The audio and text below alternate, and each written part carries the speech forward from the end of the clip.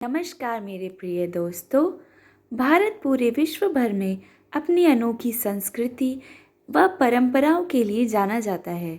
यह देश त्योहारों का देश है और यह सभी त्योहार हमारे संस्कारों तथा वैदिक परंपराओं को आज की पीढ़ी तक पहुंचाने का एक माध्यम है।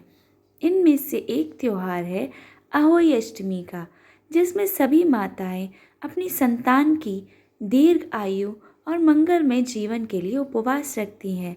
कार्तिक मास की कृष्ण पक्ष पर पड़ने वाली अष्टमी को अहोई अष्टमी व्रत किया जाता है। यह व्रत महिलाओं द्वारा अपनी संतान की रक्षा के लिए रखा जाता है।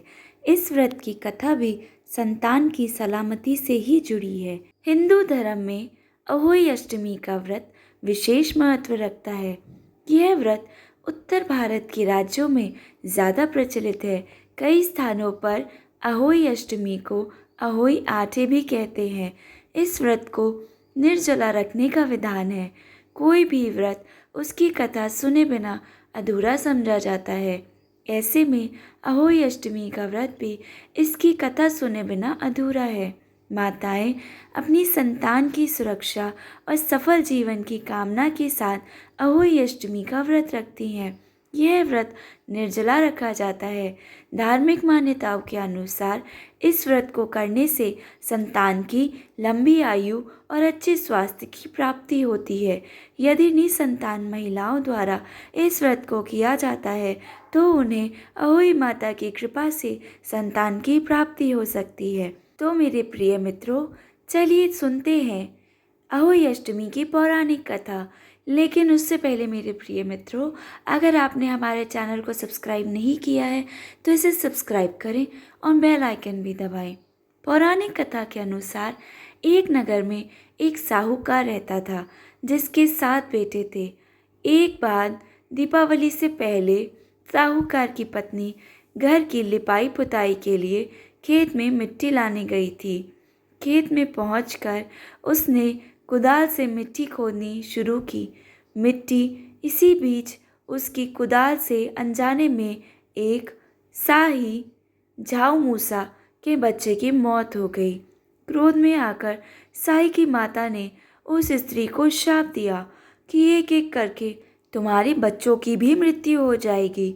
शाप के चलते एक एक करके साहूकार के 7 बेटों का निधन हो गया। सिद्ध महात्मा ने यह सलाह दी।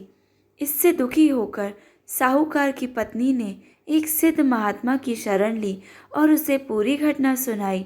इस पर महात्मा ने उस स्त्री को सलाह दी कि तुम अष्टमी के दिन भगवती माता का ध्यान करते हुए शाही और उसके बच्चों का चित्र बनाओ। इसके बाद उनकी आराधना करते हुए अपने कृत्य के लिए क्षमा मांगो। माँ भगवती की कृपा से तुम्हें पाप से मुक्ति मिल जाएगी। साधु की बात मानते हुए साहूकार की पत्नी ने कार्तिक माह के कृष्ण पक्ष की अष्टमी तिथि पर व्रत और पूजा की। देवी माँ की कृपा से उसके 7 पुत्र पुनः जीवित हो गए। तभी से अपनी संतान के लिए अहोई माता की पूजा और व्रत करने की परंपरा चली आ रही है। उत्तर प्रदेश, हरियाणा व उत्तर भारत के राज्यों में अहोई अष्टमी का व्रत निम्नलिखित तरीके से मनाया जाता है। प्रातःकाल सुबह जल्दी उठकर स्नान करने के बाद कुछ फल इत्यादि खाते हैं। मंदिर जाना अथवा घर के मंदिर में पूजा की जाती है। पूरे दिन निर्जल व्रत रखना भी प्रचलित है।